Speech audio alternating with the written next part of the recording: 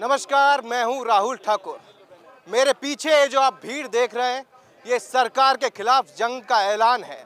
और मैं इस वक्त हूं हरियाणा के रोहतक जिले में, जहां बेरोजगार युवाओं ने सरकार के खिलाफ, सिस्टम के खिलाफ और अपनी मांगों को लेकर मोर्चा खोल दिया है। आर पार की लड़ाई का ऐलान कर दिया है।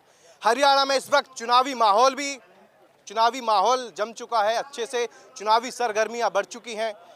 94 लाख करीब मतदाता ऐसे हैं जो युवा हैं 18 से लेकर 39 की उम्र के, यानी कि जो टोटल हरियाणा का जो वोटर है उसमें 46%।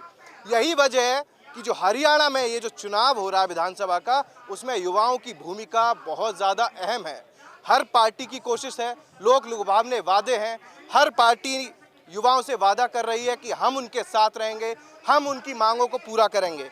लेकिन एक लंबे अरसे से यहाँ के युवा सरकार के खिलाफ, रोजगार के लिए, सरकारी नौकरियों के लिए लड़ाई लड़ रहे हैं। इनकी कुछ मांगे हैं और जब इनके सब्र का बांध टूट चुका है तो अब इन्होंने आर पार की लड़ाई के लिए ऐलान कर दिया है। और इनकी सरकार के खिलाफ इनके कुछ आरोप हैं।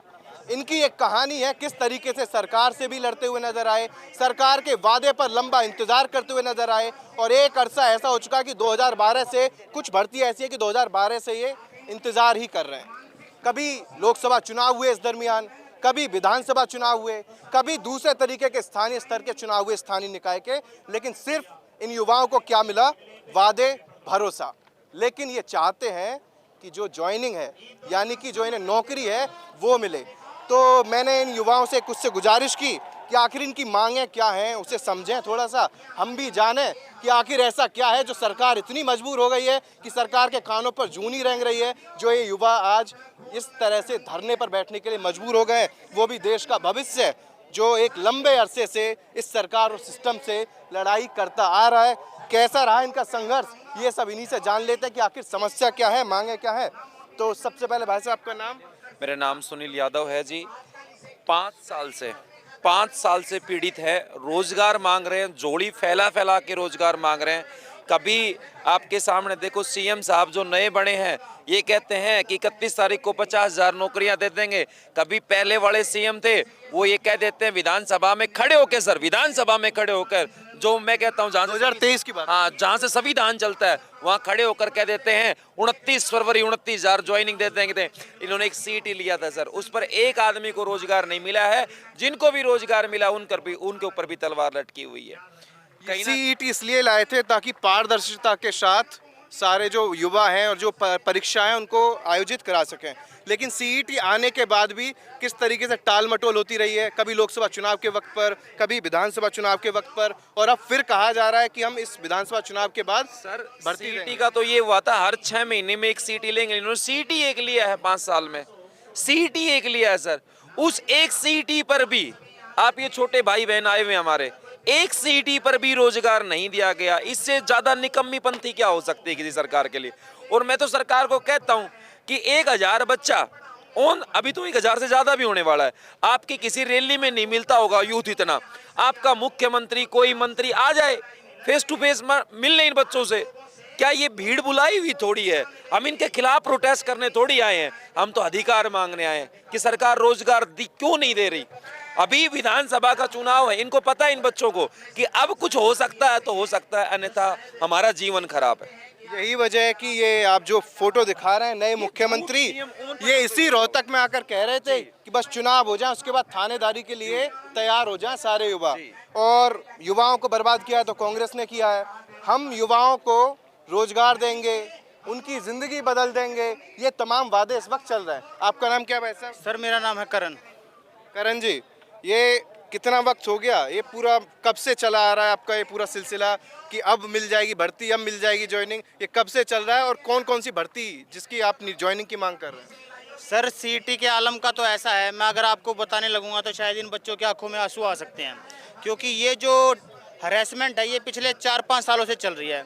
सर पहले नियमित भर्तियाँ होती थी, 10-10 सालों से वो पेंडिंग थी, सबको पता, वो होती ही नहीं थी, वो बार बार उनके फॉर्म फिल कराते रहते थे। तो इन्होंने क्या किया, इन्होंने, हमारे मनोहर लाल खट्टर साहब जो पुराने सीएम थे, उन्होंने कहा कि हम तो क्या करेंगे, अब सीईटी लेके आएंगे, और सारी भर्तियों को उसमें डाल दिया कि एक बार ही 30-35 हज़ार जॉब हैं।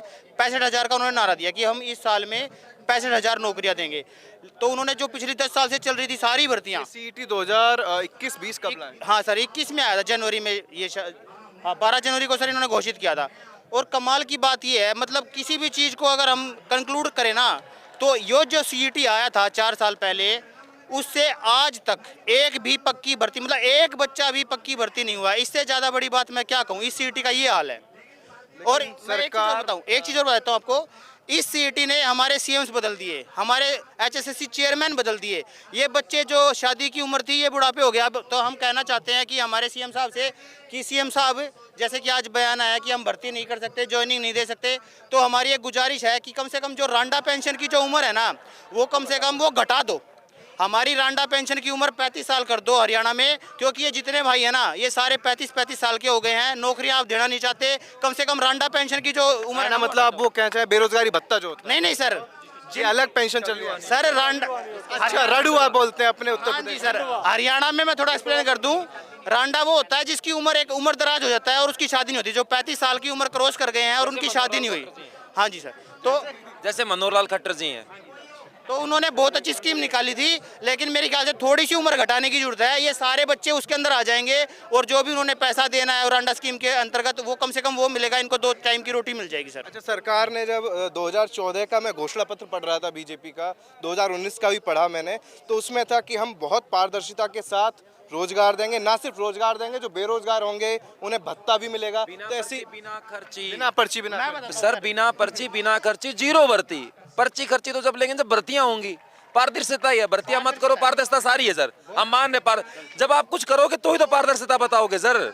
अब कोर्ट का ऑर्डर है, मैं आपको दिखाता हूँ। कोर्ट ये कह रहा है, ये देखो, कोर्ट ये कह रहा है कि इन बच्चों को आप ज्वाइनिंग करवा सकते हो कोर्ट के 6 महीने में, मतलब इनका सॉर्ट आउट करो। ये तो कोर्ट ऑर्डर भी नहीं मान रहे भाई। कम से कम कोर्ट की तो, युवाओं की चलो ये युवा मान सकते हैं आपके खिलाफ, लेकिन कोर्ट ने तो ऑर्डर दे रहा, कम से कम कोर्ट की मान लो।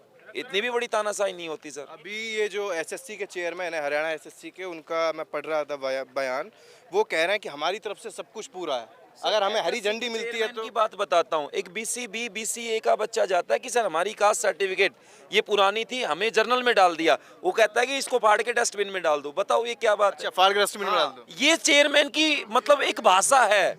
एक बच्चा जाए तो कहाँ जाए सर, हम कहाँ जाए? आप बताइए, क्या चेयरमैन हमारी नहीं सुनता, मुख्यमंत्री हमारी नहीं सुनता, कोर्ट ने हमारी सुनी, 6 महीने में कहा कि भाई इनको ज्वाइनिंग कराओ, बच्चों को पेपर लो, उनकी ये बात नहीं मान रहे, हम कहाँ जाएं?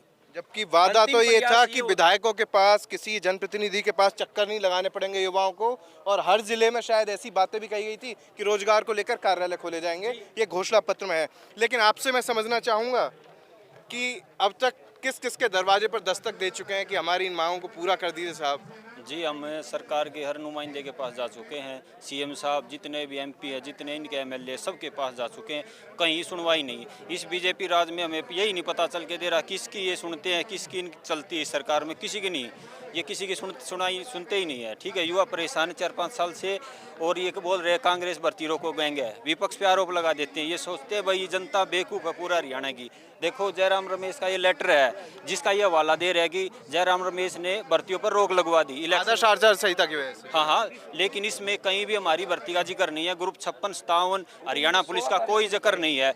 इन भर्तियों 56-57 और हरियाणा पुलिस की भर्ती पे कोई रोक नहीं है। और इसमें किस किस का जिक्र है? इसमें तो जो 16 तारीख को आचार संहिता लगी थी, 16 अगस्त, हाँ अगस्त को लगी थी, उस दिन इन्होंने अलग से एडवर्टाइजमेंट निकाली थी, चुनावी घोषणाएं थी, वे उन पे रोक लगाई है, ना कि हमारी भर्ती पे। लेकिन ये बहाना बना रहे हैं कि कांग्रेस ने रोक लगवा दी, अब हरियाणा की भोली भाली जनता को बेवकूफ बना रहे हैं।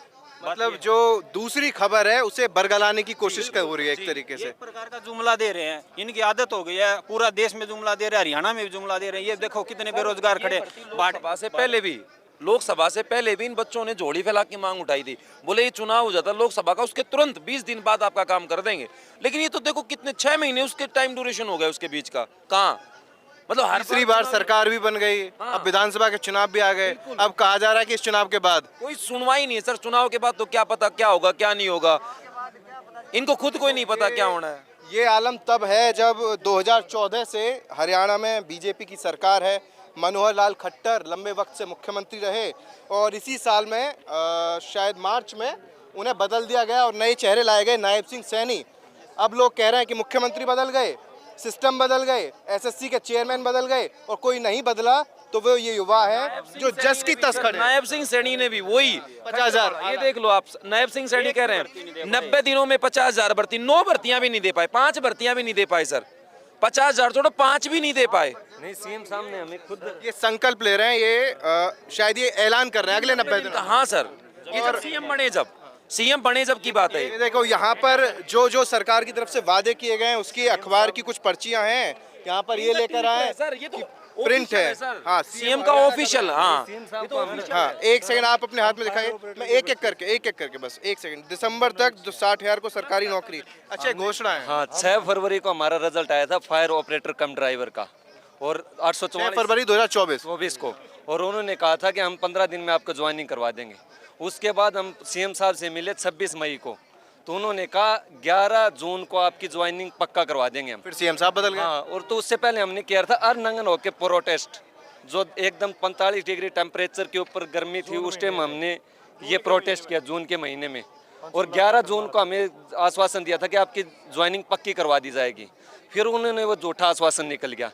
उसके बाद हमने फिर दोबारा प्रोटेस्ट किया, और आज से 1 महीने पहले भी सीएम ने हमें कहा भाई आपका 1 हफ्ते के अंदर ज्वाइनिंग करवा दी जाएगी, और वो 1 हफ्ता भी निकल गया, आज 1 सवा महीना हो गया, हमें ज्वाइनिंग नहीं दे रहे। हमारी की बदलती जा रही है। सर, सीएम साहब अपने आवास पे बुलाते हैं और एक ऐसा आश्वासन दे देते हैं जिसे बोलते हैं हरियाणा मिठी गोली आदमी चूसी जा पर सुसरी खत्म कोना हुआ है, वह ऐसी गोली दे हैं आदमी चूसी जा पर खत्म नहीं होती। तो ये तो नए वाले मुख्यमंत्री भी कह रहे हैं कि 70 दिन में हमने नायाब फैसले लिए हमने हैं। जब प्रोटेस्ट किया था नगन हो गए, खुद सीएम साहब ने करनाल करण कमल में हमें बुलाया था, और वहाँ पे ये बोला था कि भाई आप अपना प्रोटेस्ट रोक दो, आप 26 तारीख को इलेक्शन के बाद चंडीगढ़ आओ और हमसे मिलो, बातचीत करो।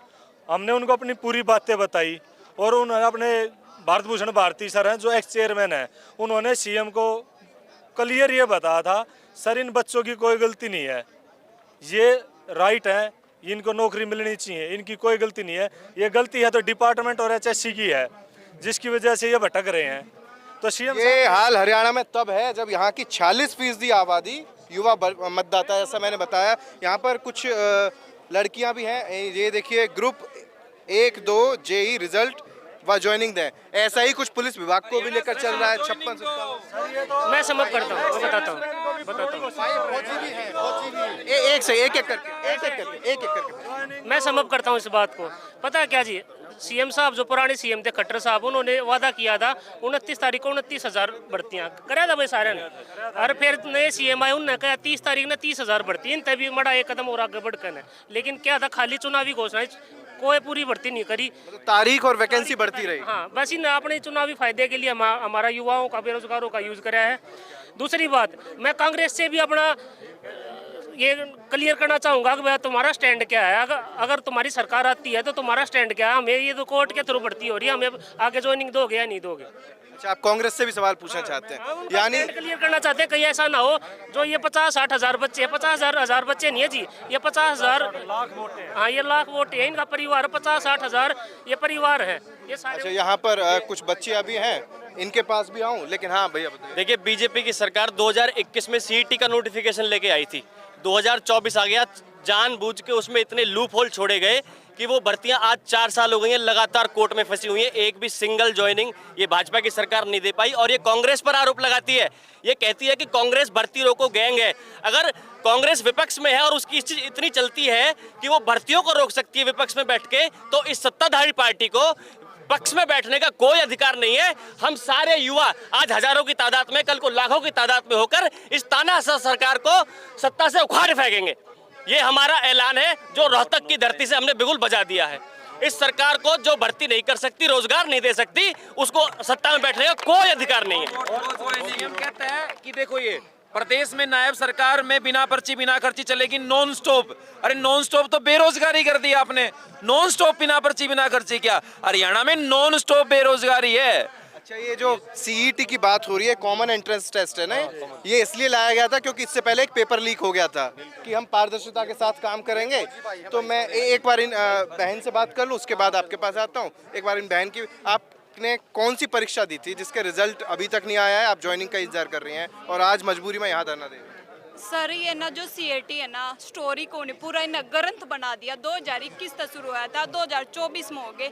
इन अपने उसके लाभ के चक्कर में सारे युवाओं की गति दुर्गति कर दी, दर दर भटकना मुश्किल कर दिया। सर 2021 तक 22 में हमने प्री दिया, 23 में फिर हमने मेंस दिया, वो कैंसिल कर दिया माननीय हाई कोर्ट ने। फिर हमने दोबारा एग्जाम दिया 17-18 अगस्त को और पुलिस का दिया। सर एक बच्चा एक नौकरी के लिए 6 एग्जाम दे रहा सर, 6 एग्जाम, और 6 के 6 एग्जाम में टॉप कर रहा है। जो हमारी सबसे बड़ी एजेंसी है यूपीएससी में सिर्फ 2 एग्जाम होते हैं, लेकिन वहाँ पे भी भर्ती हो रही है। और हम ना 6 एग्जाम दे के ना यहाँ पे बेरोजगार बैठे हैं।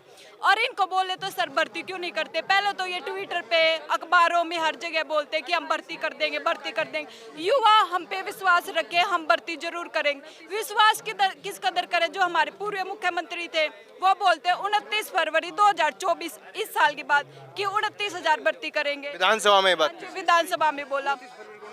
और अभी जो हमारे नायब सैनी बोलते हैं 31 अगस्त जो कि आज की तारीख है 2024 तक हम 50,000 भर्ती करेंगे, वो तारीख भी आ गई। सर ये ना जुमले पे जुमला देते हैं। और एक इनकी सबसे बड़ी बात देखो, बोलते हैं भर्ती रोको गैंग हमें भर्ती नहीं करने देती। चलो अगर वास्तव में कोई भर्ती रोको गैंग है तो आपके पास सत्ता क्यों है? अगर आप कुछ कर नहीं सकते युवाओं के लिए तो आप सत्ता में क्यों? 10 साल पहले फिर बदला ही क्यों था? आपके पास पावर है, सिस्टम है, सब कुछ, आप बच्चों को रोजगार दे सकते हैं। लेकिन अगर एक्चुअल में कोई भर्ती रोको गैंग है तो सारे बच्चों को पता, खुद बीजेपी भर्ती रोक के बैठी हुई। यहाँ तक कि सर कोर्ट से ऊपर कुछ नहीं होगा। आई थिंक माननीय कोर्ट ने ये बोला कि 6 महीने के अंदर हमारी भर्ती पूरी करवाओ। फिर भी ये कोर्ट की बात नहीं मान रहे, कोर्ट के नियम फॉलो नहीं कर रहे। और इलेक्शन कमीशन है ना पंकज अग्रवाल, उन्होंने बोला कि प्रेस कॉन्फ्रेंस करके कि हम ना जो एचएससी और एचपीएससी की भर्ती है ना उन पे कोई भी रोक नहीं, हरियाणा सरकार ज्वाइनिंग दे सकती है। और आज जो प्रेस कॉन्फ्रेंस हुई ना हिम्मत सिंह की, वे बोलते हैं कि हम ज्वाइनिंग नहीं दे सकते, 6 अक्टूबर के बाद देंगे। क्यों देंगे? हम 5 साल हो गए सर, ये देखो 5 साल में दोबारा इलेक्शन आ गए, इनको दोबारा कुर्सी चाहिए, हमें अपनी नौकरी क्यों? इलेक्शन विधानसभा के भी आ गए, लोकसभा के भी हो गए, आगे विधानसभा के सर 1 अक्टूबर को वोटिंग है, 4 अक्टूबर को रिजल्ट आएगा, इनको कुर्सी चाहिए दोबारा, हमें अपनी नौकरी क्यों नहीं चाहिए? ये बताओ। और अभी ना सर ये बोल रहे हैं ना मॉडल ऑफ कंडक्ट में ज्वाइनिंग नहीं दे सकते, ये आचार संहिता में। अभी 2 दिन 29 अगस्त को इन्होंने एसएससी ग्रुप की ज्वाइनिंग दी है। किस पोस्ट की? आईटीआई इंस्ट्रक्टर की। वो कैसे दे दी? अगर सी ग्रुप की दे भी दी है। हाँ जी सी। आचार संहिता तो 16 अगस्त से लगी हुई है जब चुनाव का ऐलान। और इन्होंने एग्जाम इतनी स्पीडली लिए, इन्होंने ना ये बोले कि ना हम एग्जाम दे के आए ना सर, हम बीच रास्ते में दे 1 घंटे में आंसर की डाल दी, 1 घंटे में। तब जो वो नहीं है जो एसएससी के चेयरमैन हिम्मत सिंह, वे बोलते हैं बच्चे किसी की बकाई में ना आए, आप इस पर एसएससी पे विश्वास रखें, हम आपको ज्वाइनिंग 100% देंगे और विधानसभा के इलेक्शन से पहले भर्ती करवाएंगे। लेकिन फिर भी ये भर्ती नहीं करवा रहे सर। एक बात बताओ सर, हम मिडिल क्लास परिवार है, हरियाणा क्लास की। मैं खुद एक किसान की बेटी हूँ। मेरे पापा ने जमीन पर लोन लिया, जमीन पर लोन लेके पढ़ाया लिखाया किस लिए? ताकि मैं अपने परिवार की जिम्मेदारी उठा सकूँ। अब मुझे नौकरी नहीं मिल रही तो इसमें किसकी गलती है? और मैं चाहती हूँ जो ये आपका ना न्यूज़ चैनल है ना, हमारी बात हरियाणा के कोने कोने तक नहीं, देश के कोने कोने तक जानी चाहिए कि प्रदेश में ऐसा हो रहा है। अच्छा, आप कहाँ से आई हैं बताइए? सर मैं सापला के पास गाँव इस्माइला से आई हूँ। और सर मैं आप सापला जो विधानसभा लगती है? हाँ जी, गड्डी सापला किलोई हल्का, वहाँ किलोई हल्का। ये तो खुद भूपेंद्र सिंह यहाँ से जी हमारे एमएलए खुद भूपेंद्र सिंह हुड्डा है। लेकिन वो जो अपोजिशन का काम क्या होता है, बच्चों की मांग उठाना, वो भी शांत है। अभी जो इलेक्शन हो जाएंगे सबको गांव में आना। अगर हमारी ज्वाइनिंग नहीं दी सर, मैं एक डाटा बता देती हूँ, 2019 में 40 सीट थी बीजेपी की, वो भी युवाओं के साथ, क्योंकि जब इन्होंने भर्ती की थी। अब तो इन्होंने सिंगल भर्ती भी नहीं की, तो देख लियो उनकी सीट तो 0 भी को नहीं आवे, 1%, 8 भी को नहीं आवे, 1% को नहीं आवे इनकी सीट, क्योंकि हरियाणा में सबसे ज्यादा देखो मैं मेरे परिवार में ना खुद 200 से ऊपर वोट है। मैं जिसको बोलूंगी उसको वोट देंगे, क्योंकि उनको पता मेरी बेटी 15 से 16 में बेरोजगार बैठी है। सर मेरे 4 बहन भाइयों की जिम्मेदारी, मेरे माँ बापू की जिम्मेदारी, सबकी यही तो सोच के पढ़ाई होगी कि ना इबिन का नारा बेटी बचाओ बेटी पढ़ाओ। हम पढ़ भी गई, बच भी गई, लेकिन हमें रोजगार कहाँ पे, ये तो बताओ। आज ये इतनी सारी बेटी आ रही है, दर दर भटक रही है, कोई अपने बच्चों को छोड़ के आ रही है, कोई अपने माँ बापू ने साथ में लेकर आ रही है। उनके छोटे छोटे बच्चे सर, उनकी क्या गलती? उनकी अभी भी जब शायद पुलिस की भर्ती का एग्जाम हुआ था, उसमें भी कई गर्भवती महिलाएं पहुंची हाँ जी सर, 201 लड़की प्रेग्नेंट थी जो रातों रात इन्होंने सेंटर बनाया। और ये देख लो पंचकुला कितनी दूर है जब गई। और बहुत सारी लड़की है ना, किसी का 4 महीने का बच्चा, किसी का 6 महीने का बच्चा, वे अपने बच्चों को लेके पहुंच रही थी। तो इससे बड़ी विडम्बना क्या होगी सर हमारे प्रदेश के लिए, ये बताओ सर। और सर मैं आपके न्यूज़ चैनल से सर एक रिक्वेस्ट करना चाहती हूँ। आज ना हरियाणा के जितने भी युवा है ना यहाँ पे सारे इकट्ठे हैं, तो जो मेरे ना किसान संगठन भाई है ना, उनका हाथ जोड़ के रिक्वेस्ट करे यहाँ प्रदेश की बेटी, किसान संगठन हो गए, सरोखा पंचायत होगी और ये 36 बिरादरी का समाज, अपनी बेटी के सहयोग के लिए निकल लो। क्योंकि 25,000 भर्तियां कौन है ना, या 25,000 परिवार, ये संपूर्ण हरियाणा प्रदेश की जनता के भविष्य की बात है, उज्जवल भविष्य की बात है। चाहे अगर हम झुक गए ना, कोई भी सरकार आए, कोई भी, वो हमारे साथ ऐसा ही खिलवाड़ करके निकल जाएगी। इन युवाओं का दर्द देखकर ऐसा ही लग रहा है इन्होंने खट्टर की ईमानदारी देख ली, नायब के नायाब फैसले देख लिए, और जो हिम्मत सिंह है उनके आश्वासन देते देते इन्हीं की हिम्मत टूटी जा रही है। इन तमाम युवाओं की जो बड़े किरदार हैं, मैंने उनके आपको नाम बता दिए। बहन, आपका नाम क्या है और आप कहाँ से आई हैं? सर मेरा नाम रसिका, मैं झज्जर डिस्ट्रिक्ट से आई हूँ। आप झज्जर से आई हैं, इस वक्त हम रोहतक में हैं। सर देखो, ये हमारे मनोहर लाल ने न्यूज़पेपर में भी निकलवाया था और ट्वीट भी कर रहा था, तृतीय और चतुर्थ श्रेणी के शेष 41,000 पदों पर चुनाव से पहले भर्ती करेंगे। चुनाव की डेट भी घोषित हो चुकी है और फिर ये भी हट चुके हैं। भर्तियों का रोड मैप तैयार है। 15 अगस्त तक 25,000 भर्तियों पर नियुक्ति करेंगी पूरी। हरियाणा कर्मचारी चयन आयोग अगले 2 महीने में 50,000 पदों की भर्ती पूरी कर लेगा। ये नायब सिंह सैनी का है सर। हमने ये ऐसे तमाम इश्तिहार, अखबार, विज्ञापन तमाम भरे पड़े हैं, लेकिन सिर्फ इनके अलावा हकीकत में कुछ नहीं है। नहीं सर, ये हमारा संघर्ष आज से नहीं है। ये देखो, रोजगार न मिलने पर जींद में हमने रैली बारात निकाली है, करनाल में निकाली है, भिवानी में प्रोटेस्ट निकाली है। आज ये जितनी जनसंख्या इससे कहीं ज्यादा, और बीजेपी के दफ्तर में भी गए, लेकिन आज तक हमारा कुछ आपने कौन सी परीक्षा दी थी सर? कब दे चुके हैं? सर मैंने बहुत सारे एग्जाम दिए हैं, ग्रुप 56 हरियाणा पुलिस और जेई का, और लेकिन कोई परीक्षा देने की लंबी लिस्ट है, लेकिन रिजल्ट एक का भी नहीं आया। नहीं सर, नौकरी एक नहीं मिली है, परीक्षा 5-6 दे ली है। तो क्या पेपर लीक की कहती है सरकार, या रिजल्ट देती ही नहीं है? रिजल्ट ही देने की हिम्मत नहीं है सरकार में। वजह भी नहीं बताती, वजह क्या हुआ है, क्यों नहीं दे रहे हम? वजह ये अपना चुनावी लालच दिखा रहे हैं कि बच्चे अब इनको वोट दे देंगे कि हमारा रिजल्ट निकालें, लेकिन अब की बार बिल्कुल इसके विरुद्ध होगा। जैसे लोकसभा इलेक्शन में इनकी 5 सीट गई हैं, ये बेरोजगारों की वजह से ही गई हैं, और अब की बार कति सफाया हो जाएगा। क्या कह रहे हैं आप? सर ये सरकार है ना, ये कंडीशन रखी है इन्होंने कि पहले वोट दो फिर हम ज्वाइनिंग देंगे, लेकिन हम भी कंडीशन रखते हैं इन पर, पहले ज्वाइनिंग दो फिर वोट देंगे। और इस सरकार ने ऐसी कंडीशन तो अभी लोकसभा चुनाव जब हाल फिलहाल में हुए थे तब भी रखी थी। तो तब रखी थी, तब हमने इनको नतीजा दिखा दिया ना, 5 सीटों पर आ दिया, या बताओ। और अब ये कंडीशन फॉलो करते हैं ना, उसके विपरीत हम फॉलो करेंगे। और दूसरी बात सर, इस सरकार ने बेरोजगारों को बिल्कुल हताश कर रखा है, आंखों में पानी आ गया है सर, एग्जाम दे दे के थक चुके हैं। स्कीम तो सरकार कह रही है कि हमने करीब 1,35,000 या 45,000 रोजगार दिया है 10 साल में। सर इनसे सर ये 50,000 भर्ती सिरे नहीं चढ़ रही सर, ये बताओ। ये बार बार अपने बयानों से मुकर जाते हैं सर। 29 फरवरी को खट्टर ने कहा था सर हम 29 फरवरी को 29,000 नौकरी देंगे, इनका अब तक सिरे नहीं चढ़ी सर। तो ये बार अपने बयानों से मुकरते रहते सर, और ये कंडीशन धरते सर।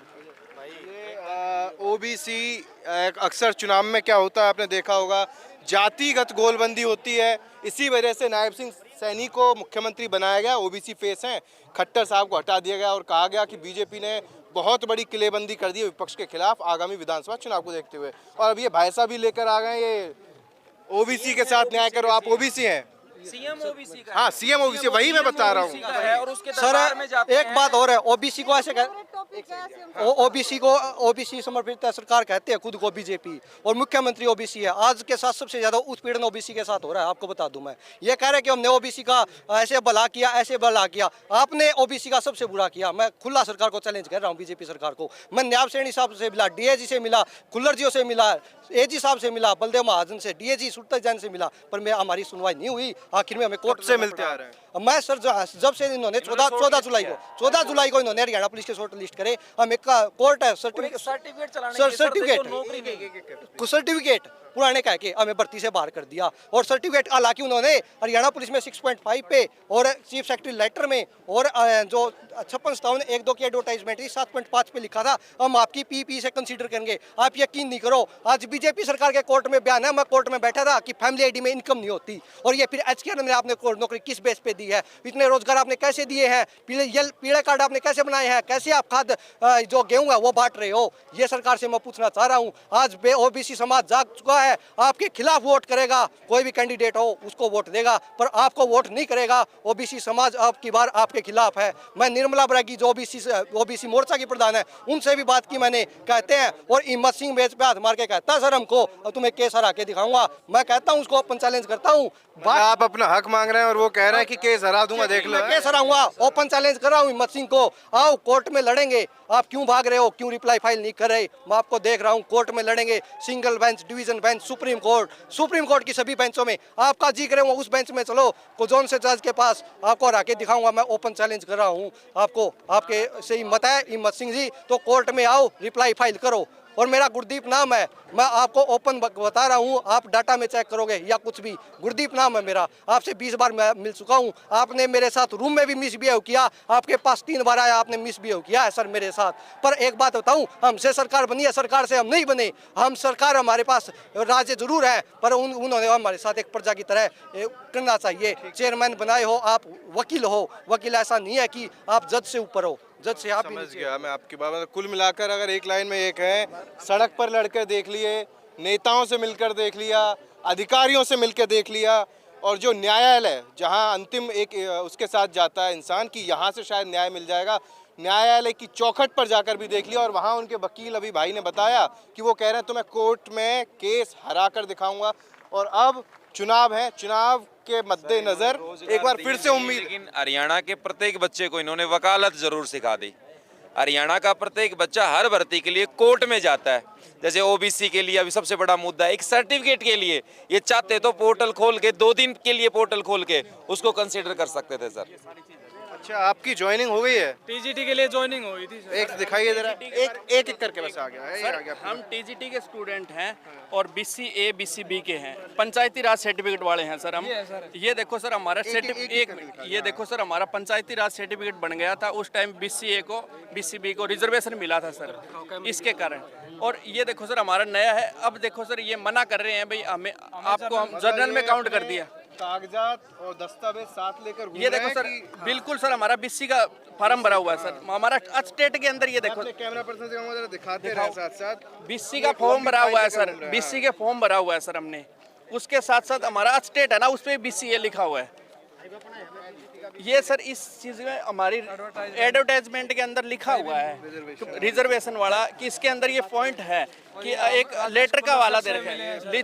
राजेश खुल्लर सर से भी मिल चुके हैं हम, मुख्य प्रधान। हाँ जी हाँ जी, उन्होंने चेयरमैन का भी लिखा था, HSS सेक्रेटरी का लिखा है, लेकिन उन्होंने कोई सुनवाई नहीं की जी। तमाम दरवाजों में मतलब जा रहे हैं। आप कौन सी भर्ती बता रहे थे? TGT। और 40 कैंडिडेट हैं हम और हमें बाहर कर रखा है, हमें ज्वाइनिंग नहीं दे रहे। हमारे कट ऑफ से 20 नंबर ऊपर, हमारी सीटें खाली पड़ी है सर, हमारी सीटें खाली है सर, 20 सीटें खाली हैं लेकिन ज्वाइनिंग नहीं दे रहे। कट ऑफ से हमारे नंबर भी ज्यादा है सर, फिर भी हमारी ज्वाइनिंग नहीं दे रहे। कट ऑफ से भी नंबर ज्यादा, 40 पे कट ऑफ है सर, 60 नंबर है। मैं आ रहा हूँ, मैं सभी के पास जा रहा हूँ। TGT के पास 56, 57, 2 पुलिस है। हर भर्ती के डिटेल मार्क्स होते हैं भाई, हमारी भर्ती निकाल दी 1 महीना हो गया, हमें कोई डिटेल मार्क्स नहीं मिला। हमारी क्या कमी है? हमें ना आंसर की मिली है, किस क्वेश्चन हमारा ठीक है क्या सही है, हमें कुछ नहीं पता। सीधी लिस्ट लगा दी, कौन कैंडिडेट लगा है हमें नहीं पता। मतलब रिजल्ट जारी कर दिया है 7500 और ये नहीं मालूम दिखाया नहीं है कुछ भी। 7575 पोस्ट हैं, कुल 4600 कैंडिडेटों ने ज्वाइन किया है। PGT के जो कैंडिडेट थे उन्होंने ज्वाइन नहीं किया, पोस्ट खाली रहेगी। लेकिन उसके बावजूद भी जितने बच्चों का ज्वाइनिंग हुई उन सब का डिटेल रिजल्ट हमारे पास होना चाहिए। चंडीगढ़ TGT का अगले ही दिन डिटेल रिजल्ट आ गया था, हमारा नहीं आया। हरियाणा का 1-2 दिन खट्टर साहब ने बोला वहाँ ओरिएंटेशन में 2 दिन में आ जाएगा, अब तक नहीं आया, हम सिर्फ वेट कर रहे हैं। मैं एक हाँ न तो TGT का डिटेल रिजल्ट दिया इन्होंने, न अभी तक रिवाइज आंसर की दी है, और न अभी तक इन्होंने अच्छी तरह से जो ऑब्जेक्शन आए। अभ्यर्थी हैं या अभ्यर्थियों के साथ आए? अभ्यर्थी हूँ, अभ्यर्थी।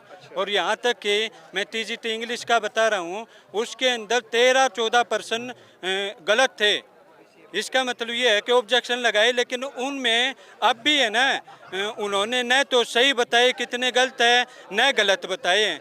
और खदरी साहब थे ना, उस टाइम इन्होंने 95 में से जो है ना रिजल्ट तैयार कर रखा था और 100 में से भी कर रखा था।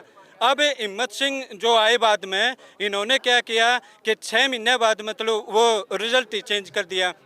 जो पहले रिजल्ट था वो बदल दिया, वो बदल दिया। ये क्यों? इससे हमको मतलब सीधे तौर पे ये लगता है कि इस टीजीटी भर्ती में भी घपलेबाजी हुई है। और यहाँ तक ये कैंडिडेट ने ये कहा है कि मैं जब पेपर दे रहा था ना, तो उस वक्त मेरे क्वेश्चन पेपर पे फ्लूड लगा हुआ है। तो ये किस चीज़ का संकेत है कि यानी, और उन्होंने कंप्लेन की, लेकिन उन्होंने कंप्लेन न सुन सकी, उनकी कंप्लेन के ऊपर कोई एक्शन नहीं हुआ। लेकिन अब वो कैंडिडेट कह रहा है अब मैं वो प्रूफ दिखाऊं ना, तो अब मेरे प्रूफ को गलत बताएंगे। ये कहेंगे कि आपने घर में जाके मतलब वो फ्लूड घर में ले जाके फ्लूड डाला। रियलिटी ये है कि घपलेबाजी की है। तो वो 1 साल पहले 95 से भी तैयार और मतलब 100 में से भी तैयार, तो आते ही मतलब इतना टाइम क्यों लगा? इसका मतलब घपलेबाजी की है तो सीबीआई की जांच होनी चाहिए टीजीटी के अंदर। फिर से एक और ये राजेश खुल्लर साहब के नाम पर एक और ये आदरणीय चीफ प्रिंसिपल सेक्रेटरी मुख्य, हाँ ये टीजीटी टीजीटी संस्कृत के हैं जी, आप भी मैडम है जी, मैडम है। और वो मतलब क्या है 17.5 साल में भर्ती निकली जी। हमने 16 में फार्म भरा था, 2016 में, 16 में फिर विड्रॉ कर लिया, फिर 19 में भरा, फिर विड्रॉ कर लिया, फिर 23 में निकाला। 19 वालों को एज में छूट दी गई थी, इन्होंने अभी क्या है ओवरेज की वजह से इन्हें निकाल दिया। भाई आपकी उम्र हो चुकी है, जब आप रिजल्ट निकालोगे नहीं, कोई भर्ती करोगे नहीं, भर्ती करोगे नहीं। ये देखो जी 16 का फार्म है, 16 का भरा हुआ है, ये दिखाओ उसको, ये देख लो। सब अपने अपने फार्म और जो जहाँ जहाँ शिकायतें की हैं वो सब अपने साथ लेकर घूम रहे हैं। ऐसे एक नहीं, हर किसी के हाथ में एक मोटी फाइल और दस्तावेज हैं जो इसे साथ में लेकर घूम रहे हैं और सरकार से इंसाफ की गुहार लगा रहे हैं और अधिकारियों से मांग कर रहे हैं कि भाई अब तो कम से कम जो कुंभकर्ण की नींद आप सोए हुए हो उससे जाग जाओ, ताकि हमें भी नौकरी मिल जाए। और जो बिन पर्ची बिन खर्ची का दावा करने वाले लोग हैं उनको लेकर ये कहीं ना कहीं नाराज़गी ज़बरदस्त नज़र आ रही है।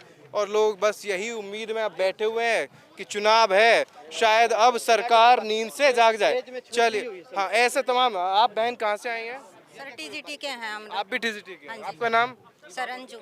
तो कौन से गांव से आए आप, या इसी जिले से? हाँ जी, इसी जिले से हैं, सुनारिया से। आपने कब दिया था इन्हीं लोगों के साथ में, 2016 में या बाद का? नहीं, मेरा 2023 का ही है। 23 का? हाँ, और इन्होंने ना रिजल्ट तो निकाला नहीं है और वैसे लिस्ट डाल दी, उसमें पता नहीं किसी के बच्चे के कितने नंबर है, किसी के नहीं। और अभी है ना 3000 सीट खाली पड़ी है ना, तो उन पे ज्वाइन कर रहे हैं। अभी सारे बच्चे जब जो क्वालिफाइड हैं और वो घर बैठे हैं, क्यों बैठे हैं? मतलब पद खाली हैं और सरकार नौकरी नहीं देना चाह रही। आप मैडम कहाँ से? सर प्रियंका, मैं सोनीपत से हूँ सर, टीजीटी की अभ्यर्थी हूँ मैं। आपने कब एग्जाम दिया था? सर अभी मैंने ये 2023 वाला एग्ज़ाम दिया था। 15-16 साल बाद टीजीटी की वैकेंसीज आती हैं सर, उसमें भी यही प्योर ट्रांसपेरेंसी करके हमारे सीएम साहब हर जगह बोलते हैं और ये बोलते हैं कि हमने 7,500 भर्तियाँ करी हैं, 7,500 को ज्वाइनिंग दिया। ज्वाइनिंग दी इन्होंने सर 4700 को, 2800 के समथिंग हमारी अभी सीटें वैकेंट हैं और हम ये चाहते कि उस पर सेकंड लिस्ट लगा दे, प्लस 10% वेटिंग के साथ सेकंड लिस्ट लगा के जो डीवी करा चुके, जो टेस्ट क्लियर करके यहाँ तक पहुँचे सर, उनको भी चांस मिले। सर एक बार है ना ये जब ज्वाइनिंग हुई थी बच्चों की, वहाँ पे प्रोग्राम में सर ने बोला था, नायब सैनी सर ने, कि है ना वो हम है ना 2-3 दिन में वेटिंग लिस्ट और सेकंड लिस्ट लगा देंगे। मतलब फर्स्ट लिस्ट पे ही रुक गए अभी तक? महीना हो गया उस चीज को, अभी तक ना तो उस सीएम की सुनवाई हुए बंदे कर रहे हैं जो उनके अंडर पे लगे हुए हैं, और ना ही वो किसी बच्चे को ज्वाइनिंग दे रहे हैं। तो वो उनकी बातें भी झूठी होगी क्या? ये क्या? एक सेकंड, हाँ। और डिटेल रिजल्ट वो आना चाहिए। अच्छा कोई बात नहीं, ऐसे मैंने अभी रोहतक में ये 2-3 दिन पहले आए थे, तब भी उनकी बातें सुनी थी कि युवा सारे थानेदारी करेंगे, जैसे चुनाव खत्म हो जाते हैं हम सबको रोजगार दे देंगे। और यहाँ एक झलक आपको पीछे और दिखा दूँ कि यहाँ पर जो भीड़ है पहले से युवाओं की जो है वो काफ़ी ज़्यादा बढ़ती जा रही है। इन सब लोगों की बस एक ही मांग है कि जो सरकार है, सिस्टम है, कम से कम अब तो नींद से जाग जाए। हम लंबे वक्त से प्रदर्शन कर रहे हैं, जो नेता हो तमाम जनप्रतिनिधि हों, विधायक हों, सांसद हों, मंत्री हों, मुख्यमंत्री हों, प्रशासनिक अधिकारी हों, मुख्य सचिव हो, चाहे वो HSSC के चेयरमैन क्यों ना हो, हर किसी के दरवाजे पर जाकर हम इंसाफ की गुहार लगा चुके हैं, दस्तक दे चुके हैं, लेकिन ना तो अधिकारियों के कानों पर जू रेंग रही है, ना सरकार, यानी सरकार पहले, इससे पहले खट्टर थे और इसके बाद नायब सिंह सैनी आ चुके हैं, और जो चेयरमैन हैं SSC के, HSSC के, वो भी बदल चुके हैं, लेकिन हमारी हालत जस की तस है। अगर कुछ हुआ है तो वो तारीख बदली है, और जो वैकेंसी का ऐलान जो होता है, घोषणा, उसमें कुछ इजाफा कर दिया है, लेकिन ना तो ज्वाइनिंग मिली ना रिजल्ट। और जिन भर्तियों में कुछ लोगों को रिजल्ट मिल गया, नौकरी मिल गई, उनको इंतजार है दूसरी पारी का, यानी कि सेकंड लिस्ट का, वो उसके इंतजार में बैठे हुए हैं, जिसका नतीजा ये है कि अब यहाँ पर युवाओं ने आर पार की लड़ाई का ऐलान कर दिया है। चुनाव सिर पर है, शायद इन युवाओं को भी उम्मीद होगी कि चुनावी माहौल के बीच ये सरकार और ये सिस्टम हमारी भी सुध ले ले। यूँ तो इन युवाओं का आरोप ये भी है कि हम 2019 से लेकर 2024 के जो लोकसभा चुनाव हैं, तब से ही अपने मांगों को लेकर सरकार के सामने लगातार खड़े हुए हैं, लेकिन सरकार है कि बिल्कुल सुनने को तैयार नहीं है। कैमरा पर्सन सचिन यादव के साथ मैं राहुल ठाकुर, रोहतक, हरियाणा। नमस्कार।